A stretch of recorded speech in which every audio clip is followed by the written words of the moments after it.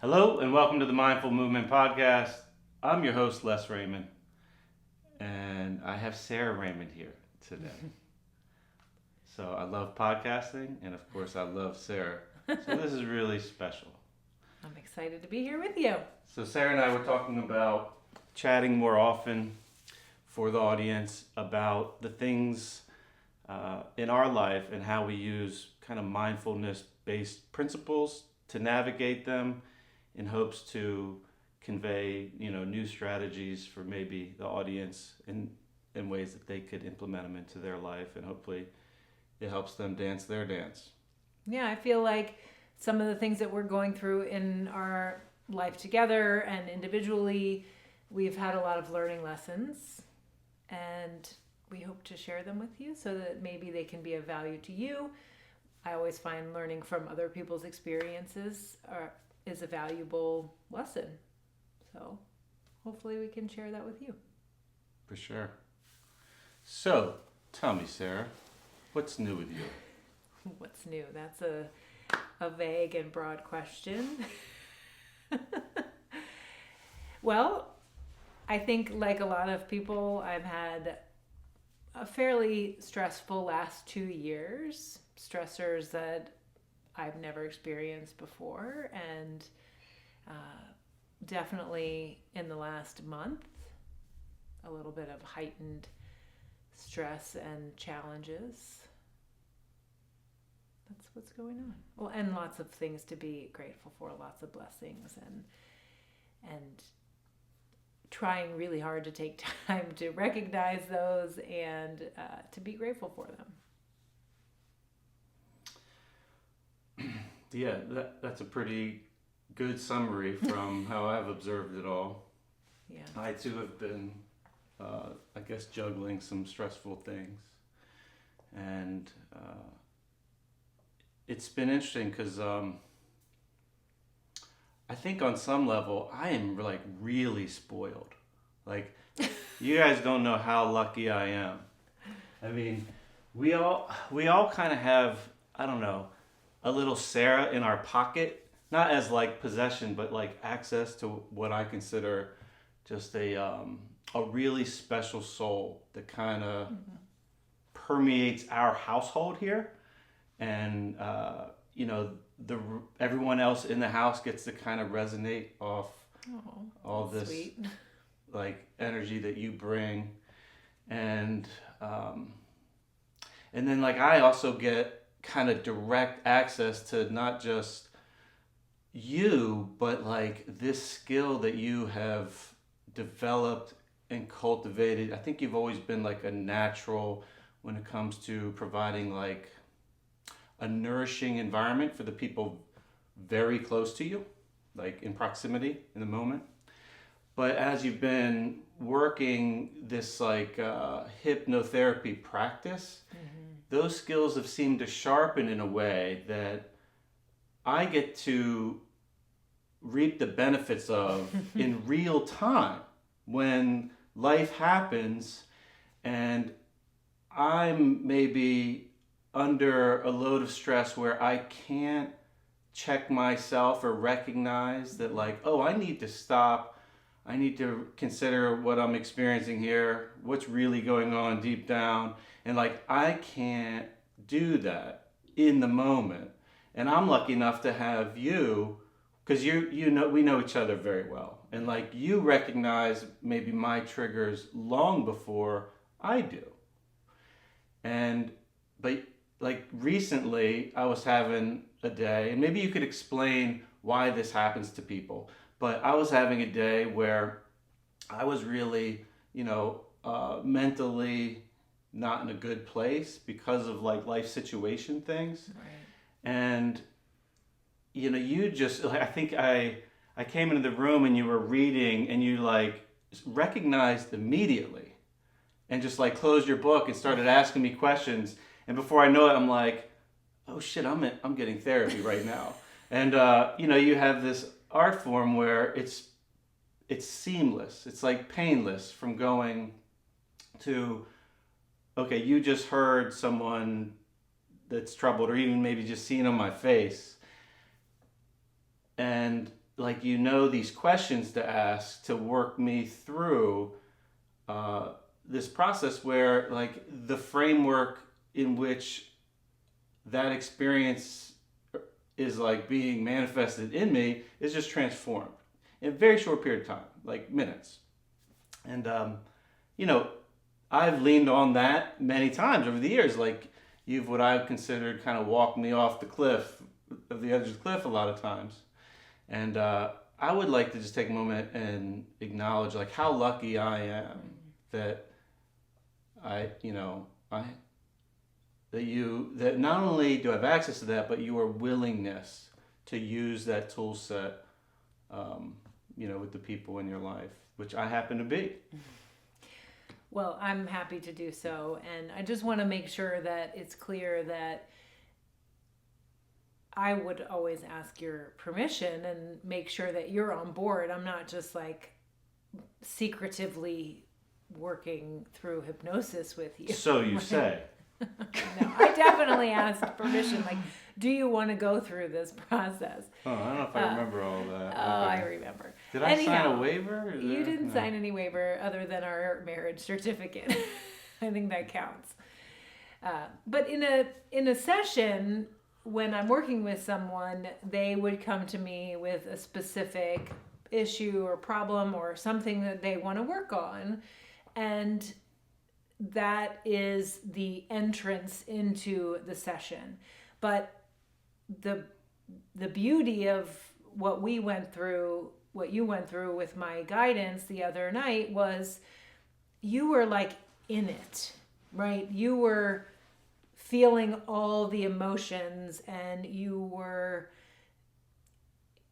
triggered, for lack of a better word, right? And that is a like big opening into healing. It's like an opportunity. And to be able to say, I'm feeling this way, which maybe you could share a little bit about. Are you open to sharing how you're feeling? Well, I don't know if you listen to the podcast, but I've probably referenced that, like, I think some deep embedded emotional stuff that stems from, like, parents splitting up. So this was related to the relationship with my father, which is in a very odd place now. And it was like the simple thing of getting a text. And it was like not a warm and fuzzy text. It was not even like that meaningful of a text. It was just the act of rekindling, like, just thinking about a person that you do have, like, a history with. Right. And just in an instant, like, your nervous system's in a different place, right. your blood's rushing, you so have, like, what was happening thinkery going on, working against you. In my interpretation would be like, you are not your adult self responding to that text message. You are reacting as if you're still at that age of whatever the trauma was. So, for example, I know that your parents separated when you were 4. And so it could have been your 4-year-old self reacting to that text. And I don't know if this is exactly what happened, but that 4-year-old you was stuck in a traumatic event. And when you get the text, it's as if you go back in time and you are that 4-year-old boy, and you don't have the logic and the knowledge and the, wherewithal to respond as your adult self. But, I mean, I guess I feel like I've done a lot in the last several years working through those issues to the point where, I mean, I guess maybe the process is not so black and white or clean. Like, it's, there's a gradient. And maybe when you initially do work, and I'm just making this up here, but, like, maybe when you start to initially do work on a past trauma, maybe for some people it's like a one and done, and maybe there's like a total pile of stuff that's been built on top of that initial trauma. So, like, when you initially do work, maybe you clean up 2/3 of it, and then, like, a year later you dig a few dig a little bit more out of the pile, and you're 80% through, and then like you just got to chip away a little bit here and there as things arise. Yeah, I would say that there's definitely a path. It's not always linear, meaning you might do a little bit of work and have a little deeper understanding of your trauma and of how you're reacting. And that might improve some situations, but you might feel like you're regressing at times and things get harder before they get better. And I would say that I don't really think there's a 100% end of the practice, right?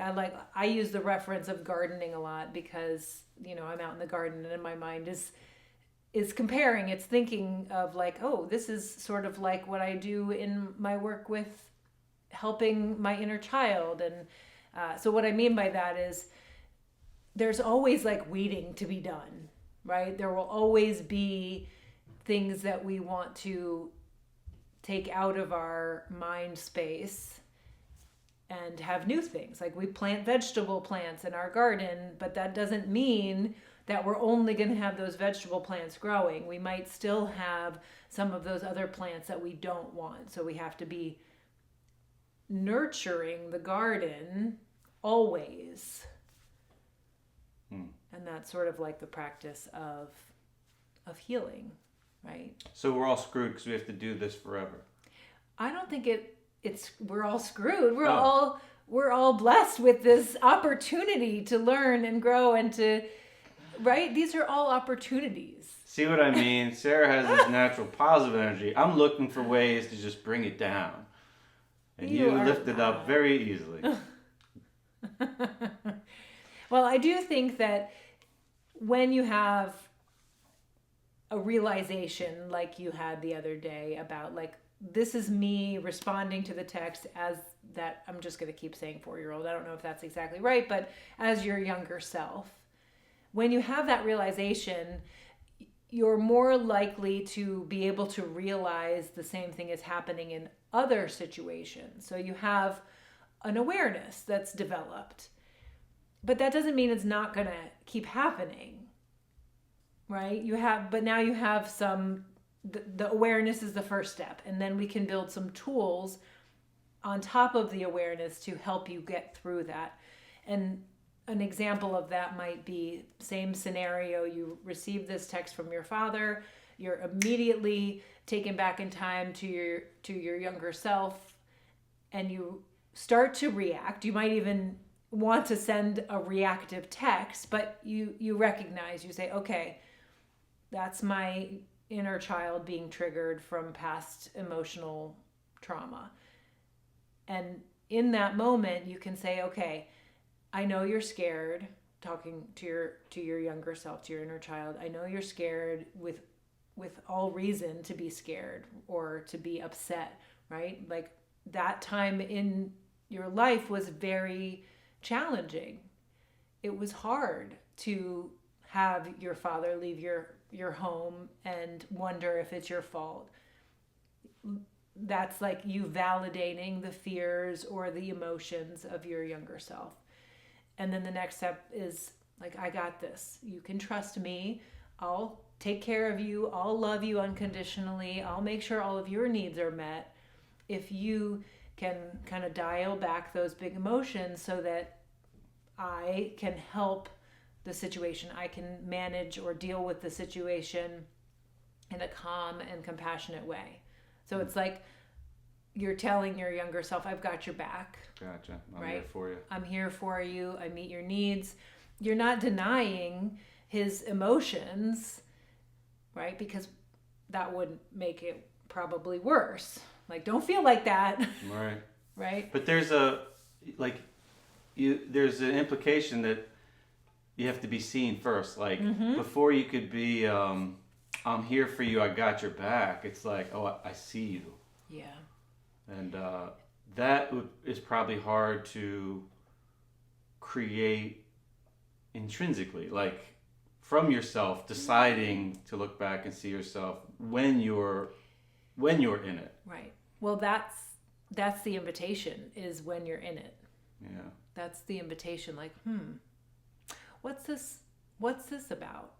I wonder what, like, the other day when this happened, it was something as simple as a text, somewhat meaningless text in a way, but like, I wonder how many things, what the potential is. Like, what forms do these reminders come in that we don't recognize? Whether it's like a scent of a meal that's, reminds you of childhood, or like maybe a meal that you don't like because your stepmom used to force you to eat it and you never liked it, or whatever.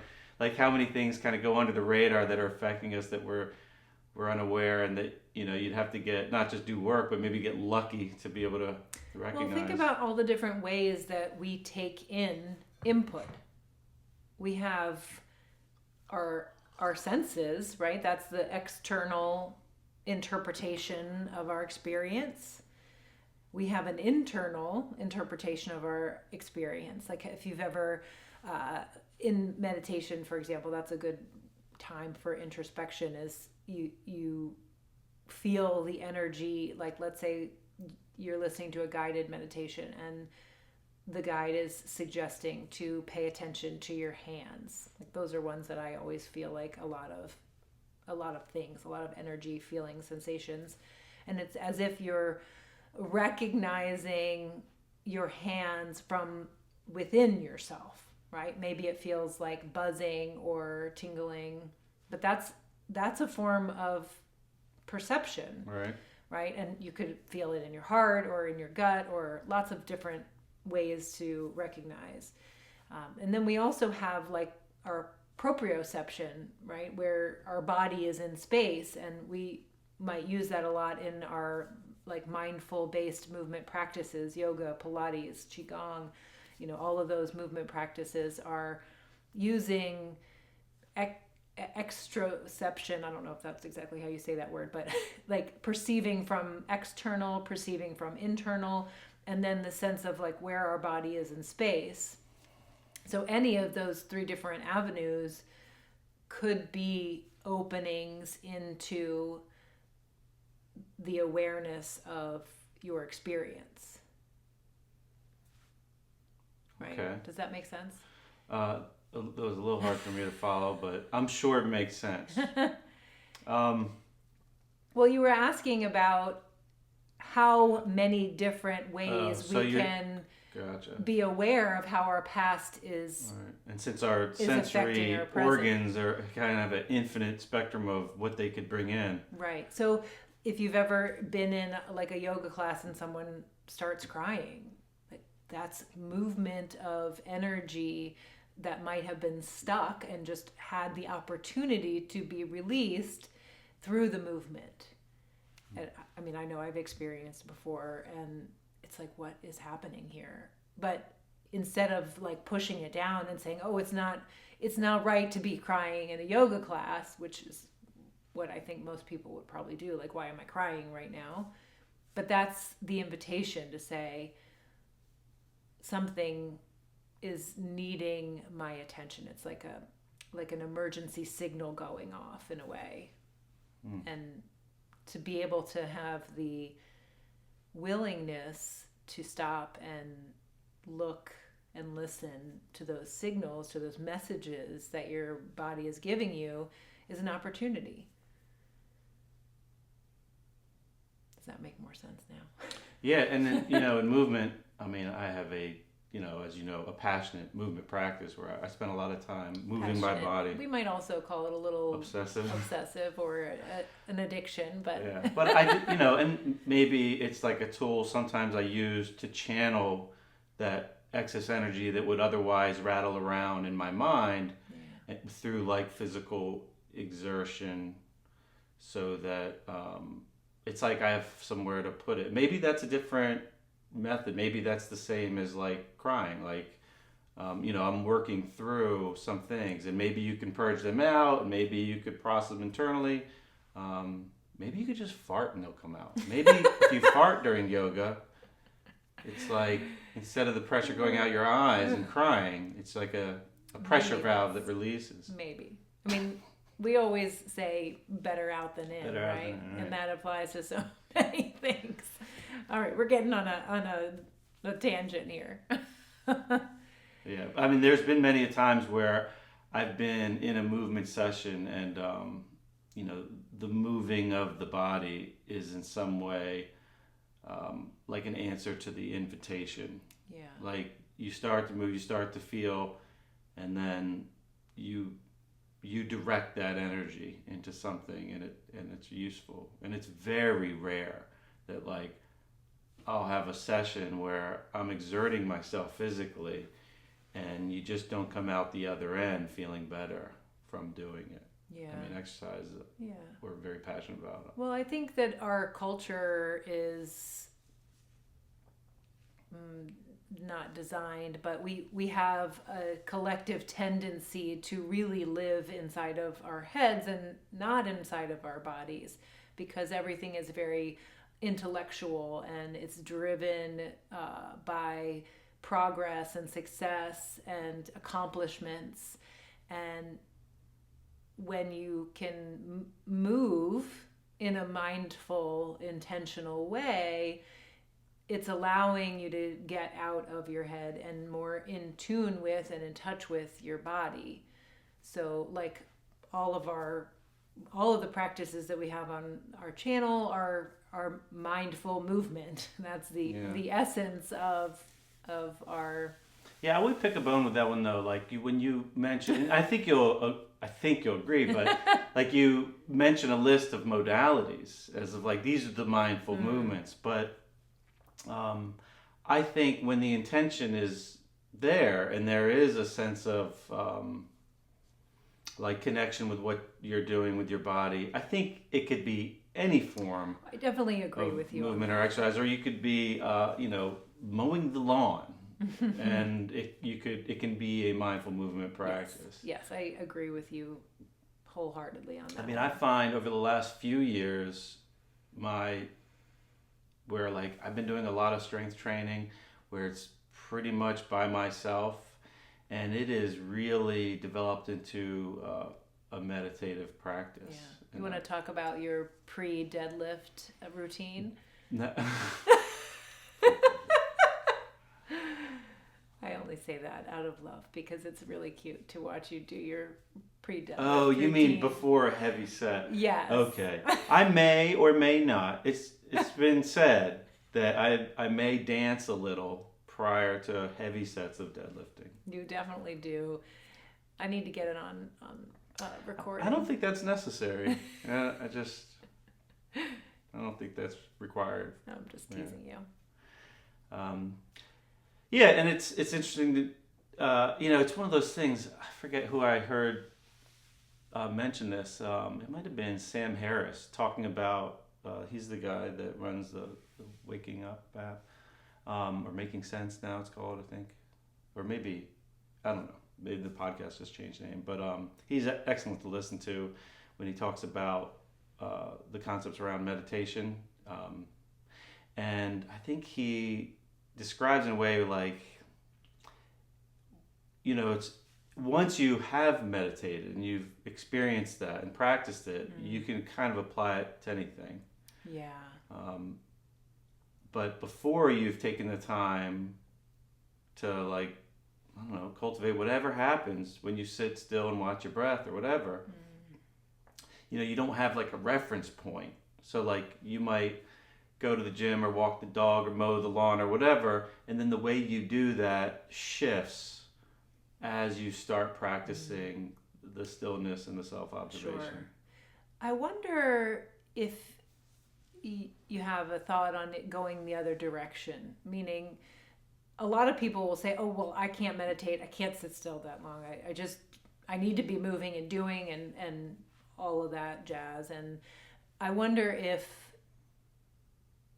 you can cultivate a mindfulness practice or build or develop a mindfulness practice in movement. And it might not necessarily be just like your everyday day-to-day things, but being intentional about going for a walk and like noticing your breath as you're moving slowly, noticing the foot strike as you move, put one foot in front of the other, noticing the sounds around you. And that might be a way into a more formal, like seated meditation practice. Maybe. I'm sure there's been someone out there that's done it that way. Yeah, because some days I go to sit down in my meditation practice and it's like, well, this isn't happening today. I start with my breath. I maybe go into a body scan. But then it's like the energy of my mind is so busy that even my meditation practice feels like it's jumping from one thing to the other, and it's just... Well, I think traditionally, like, that's why yogis do it the way they do. Like, you move the body first, right, so that you're ready to sit and be still, and then you watch the breath or you practice the breath, and then meditation arises out of that process. Right. There's a reason for that. Like, I know my current routine, and I've been riding this for a while, is I'm not even trying to like meditate in the morning before my workout. Like, we have a relaxing morning. Together, we have a tradition now where we basically drink our coffee in bed together. We have the amp coil going. If you guys want to learn what that amp coil is, there is a podcast on that. Maybe we could link to the show notes. That's a good I idea. interviewed Freddie Kimmel to talk about that technology. It's like the one technology biohacking thing that we have that the family relies on. It is a really nice morning routine. It's a great morning routine. But then, like, within not so long, I usually start an exercise routine, and then after that is when I'll get my stillness, usually in the sauna, and I've got all the energy out. Like, I'm already kind of wore myself out enough where it's just more easy to sit still without the busy mind. And then usually at night I'll have another session of some sort where I'll at least like get on the floor, roll around, stretch, or a more formal asana practice. Oftentimes right here in this space, and then I'll wind down with like a bath or chanting or whatever. Yeah. But yeah, like if I tried to do the stillness part before the physical effort, it would be less likely to be productive use of time, I think. Yeah. Well, on that note, maybe we could share that we are planning on doing some of these mindful movement types of practices live on the channel once a month. So we'll share the job and start with some movement-based practices, maybe go into some breath work and meditation, all live for our wonderful community. Live sounds fun. Yeah. So maybe I'll touch on that a little bit, just to clarify some ideas around maybe the differences of how that's a good idea. You and I will probably do that. So I like to do a lot of different modalities when I'm exercising, but really I stay as general as possible usually, or the majority of the time. So within like exercise modalities, and there's a lot of overlap here, of course, but you can kind of compartmentalize where there's like a specific modality. Like Pilates would be called maybe a specific modality, maybe yoga. It could be ballroom dancing, like whatever the physical activity is. Right. And you can practice those where the focus of the session is really that modality and the concepts that those modalities, are value, I guess. Right. And what I like to do, just because it's the thing I've learned in my like movement profession that's resonated the most with me, is the value of being general, meaning like the human, think of it more as the human modality. So like there's certain things that are shared amongst the species for a reason that kind of underlie everything they do. And a lot of that could be learned about when you study the first year of a human, because that's where we go through this process where we go through this developmental sequence where we all kind of learn how to move. Right. That's why you're watching our 9-month-old nephew so closely. Yeah, I am. I'm a little obsessed about watching how very small children move, because I feel like they're our greatest teachers, and if there was a fountain of youth, it's to look at what 1-year-olds and 2-year-olds do and do some of that. Yeah. You know, and find a way to appropriately drip that into your lifestyle. And even though that might feel ridiculous at first as an adult, because we're so far removed from some of those activities, but the value of getting on the floor and rolling around like a baby is, it's hard for me. It just can't be overstated. Like it's really like the core of my movement practice. Yeah. Doing baby-like things. And then I like to drip on top of that the yoga, the strength training, the power development, some skateboarding, some silly play and dance or whatever.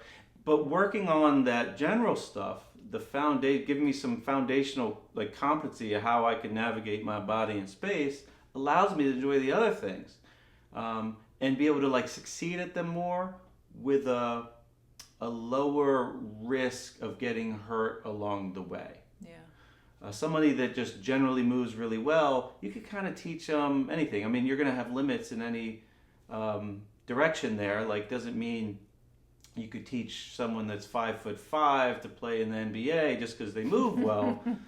There will be limitations, but if you move well, you're going to be able to excel more at kind of any specific modality. Right. We've seen a little bit of that kind of in action with our son, and he loves to skateboard. And oh yeah, you've been teaching him a lot of these general, developmental patterns in movement to help support and build like just a foundation so that when he goes into his skill, his sport, then he's more proficient, efficient, less likely to be injured. Yeah, and it's been nice to watch him. Like, his body's really there for him. Even when he like bangs himself up, he's extremely resilient and bounces back pretty quickly. And it seems like there's nothing he's limited to on the skate park now because he doesn't have the general ability. It's just that like he hasn't done that skill enough yet, because skateboarding is one of the things that the learning curve is just a very slow process. Like how many kickflips do oh you my need gosh, to practice before the commitment you need. It's like it's a sport of failure. It's just like relentless failure. Right. We've seen our son, attempt a trick hundreds of times, and then he lands it, and then he still might land it, but once every 20 times. The look on after his that. face when he lands it is priceless. It is priceless. It's priceless. Yeah. Yeah. So that gives you guys a little context. When we do videos, that there'll be like a difference, and that's kind of some context around those differences. Sarah's are more likely to be more specific to a modality, and I am intentionally trying to avoid specificity and be general. Yeah.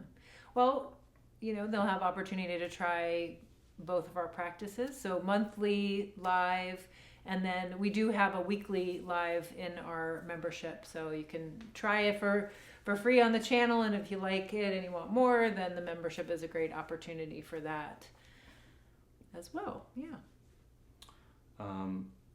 Is there anything else that's like on the horizon or offerings that we'd want to talk about? No, we just have our regular offerings. So one-on-one sessions. We have courses that are great for specific topics like anxiety or confidence, and new ones will be coming up. We're shooting for 6 a year. So every other month or so, we'll have a new workshop with a specific topic. So you can always do that and work through a hypnotherapy process on your own, have tools to support you on an ongoing basis. And those are all individual courses, or they're sold as sort of a bundle in the annual membership which comes with all of the weekly live classes as well.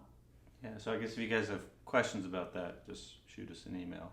Yeah, or we'll put all the links in the description of the video and the podcast, and you can always leave comments as well. And on as far as that one-on-one offerings, I've been training one-on-one in person for quite some time, and I'm working my way out of our brick and mortar location. So very soon we'll be putting those offerings through the mindful movement. Yeah. So if you are interested in working one-on-one with me, there'll be more details of what that would look like, and see if it's like a good fit for you. And there's a big movement component of that process. But so when that's ready, then we'll send that out to you, and you guys could see what that offering is. Yeah. But it should be soon.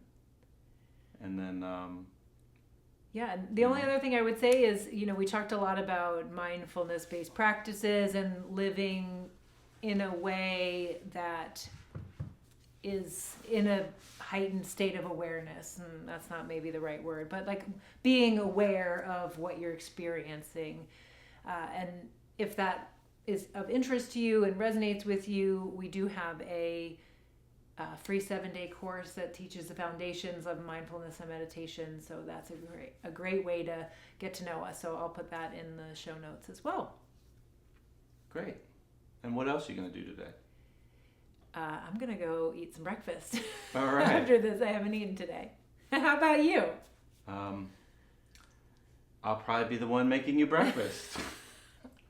Yes, you had your moment in the beginning of this conversation to share your gratitude for spending time with me, and I will reciprocate and share all my gratitude for all the amazing meals that you cook me and our family, and I couldn't be more grateful for that, to be well fed and nourished. So thank you. You're very welcome. It's my honor to feed you along the way.